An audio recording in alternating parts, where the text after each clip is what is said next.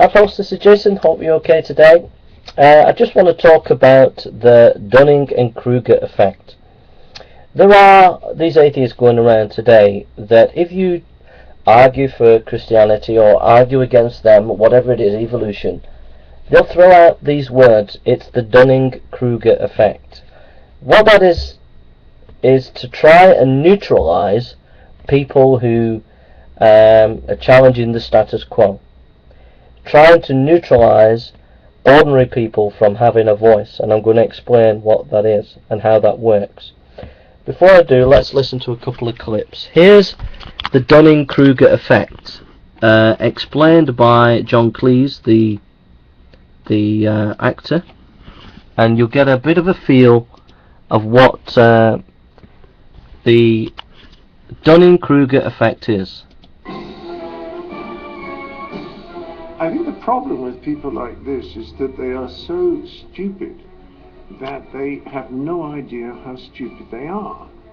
You see, if you're very, very stupid, how can you possibly realize that you're very, very stupid? You'd have to be relatively intelligent to realize how stupid you are. There's a wonderful bit of research by a guy called David Dunning at Cornell, who's a friend of mine, I'm proud to say, who's pointed out that in order to know how good you are at something, it requires exactly the same skills as it does to be good at that thing in the first place, which means, and this is terribly funny, that if you're absolutely no good at something at all, then you lack exactly the skills that you need to know that you're absolutely no good at it. And this explains not just Hollywood, but almost the entirety of Fox News. So that was John Cleese explaining the Kruger effect, and now we'll just put someone who gives it a bit more intellectual flesh to the bones. I wanted to do some videos about some scientific papers that have caught my eye over the years. This one's about something that's been termed the Dunning-Kruger effect, after its authors Justin Kruger and David Dunning. I was prompted to do this video after seeing a comment on a YouTube video called The Truth About Sodomites. Charming title, isn't it? Overbrimming with love.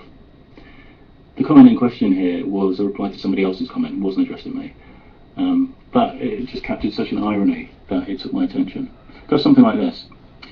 Sodomites are the filth of society, as 6,000 years of history has shown.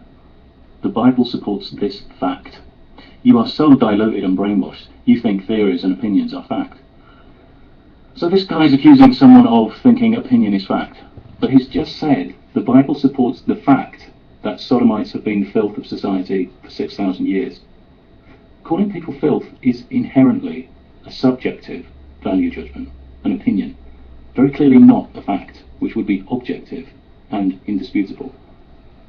How ironic that this zealot demonstrates the exact confusion between opinion and fact that he falsely accuses others of.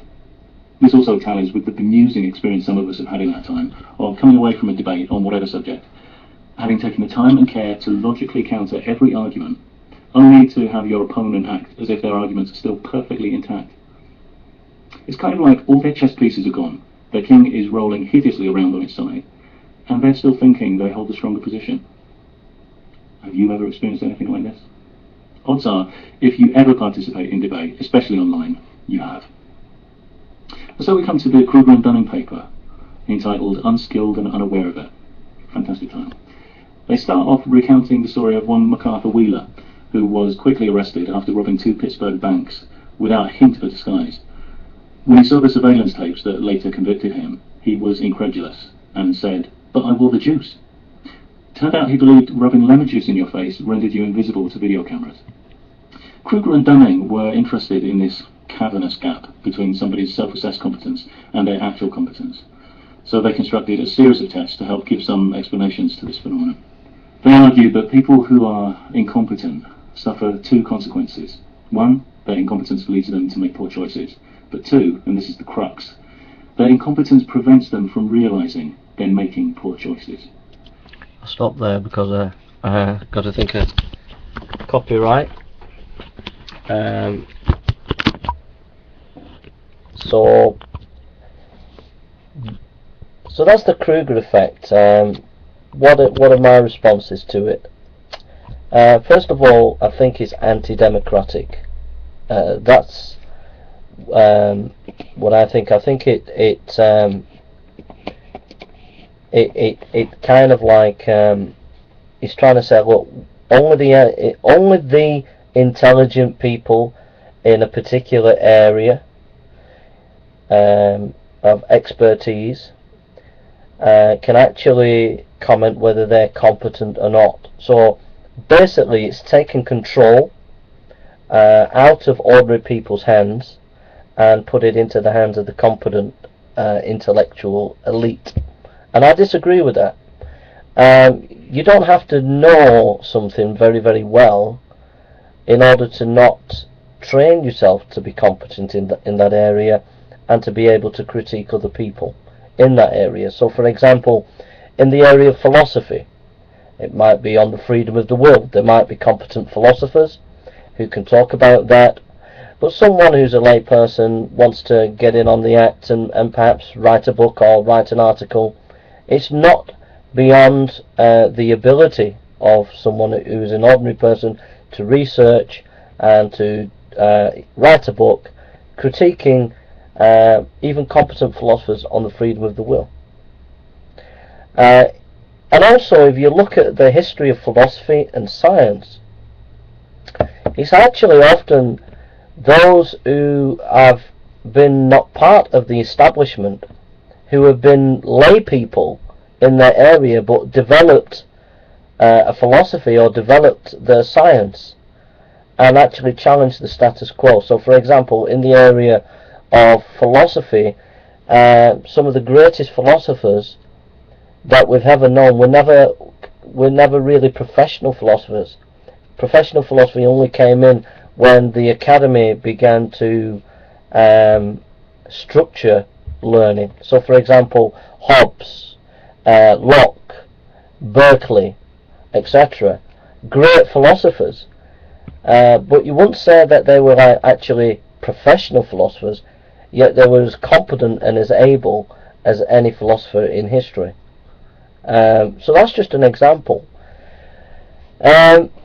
Also, the ideas of Paulo Freire, where he talks about democracy and the importance of education in the democratization of knowledge, and that is to empower ordinary people to be able to take control of their lives, that they can do their own research, and that you don't need a professional class to be telling ordinary people what to do. That if you give them the tools and the resources, that they can do their own research and develop their own educational methods. Now, you could say, well, in the education, in areas of education, they need the experts. They are not competent to judge how we should have an education. But Paulo Freire would say, well, actually, the ordinary people know their context better than the professional educators, and they know how to access their own stories, their own resources within their community. So they are just as competent and able to develop and do research for education for their community. In other words, they don't need the experts.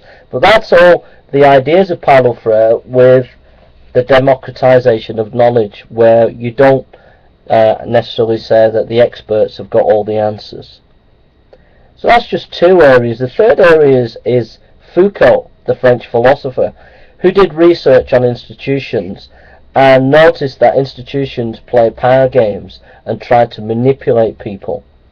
And this kind of rhetoric that's come from Kruger and Dunning, it seems to me it kind of buttresses the intellectual elite who want to maintain power and control over ordinary people. The atheists have picked this Dunning-Kruger up, and then they've applied it to creationists, and and in their own way, it's them trying to play a power game, because it's basically saying we're intelligent, and because we're intelligent, we have the ability to assess whether we're competent or not. You are so stupid as creationists. Don't you realise the Dunning-Kruger effect, that you haven't even got the ability to assess whether you're stupid or not? and therefore you've neutralised a voice in public discourse. And it's a power game, and it's a very deceitful power game, because it should be based on whether you consider the evidence or not, and not on smearing a group of people with the Dunning-Kruger effect. So perceived.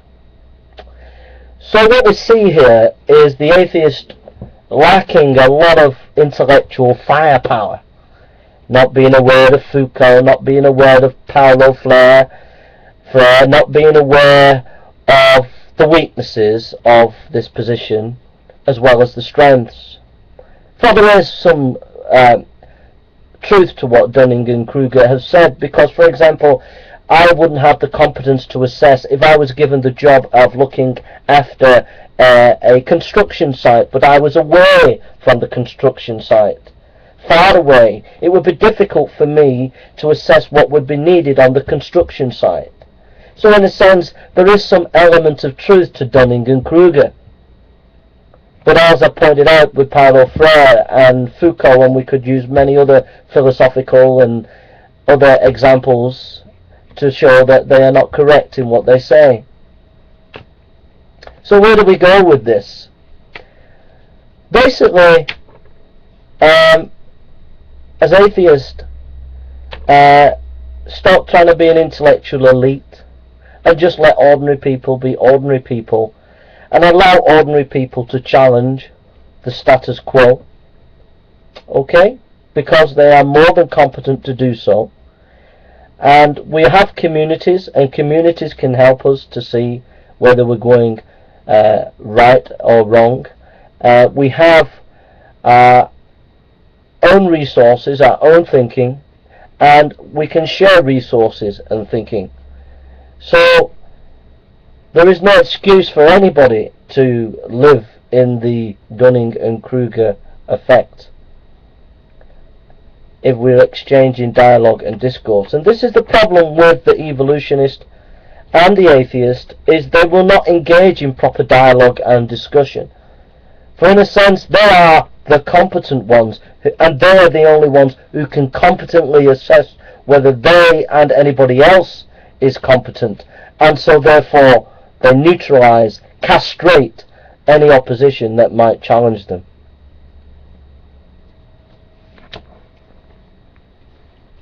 I've so loved this video because in a way it's just shown the ignorance of atheists who would propound this kind of Dunning-Kruger nonsense against creationists. And it was a pleasure just to introduce you to Foucault, Paulo Freire, and there could be many, many other things that I could have brought.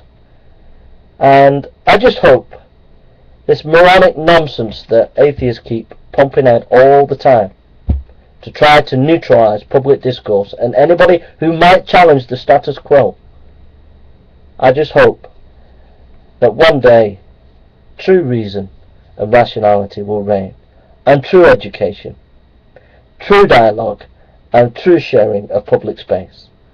Thank you. This is Jason in Coming Out of Atheism, who has thoroughly enjoyed this video of debunking Kruger and Dunning.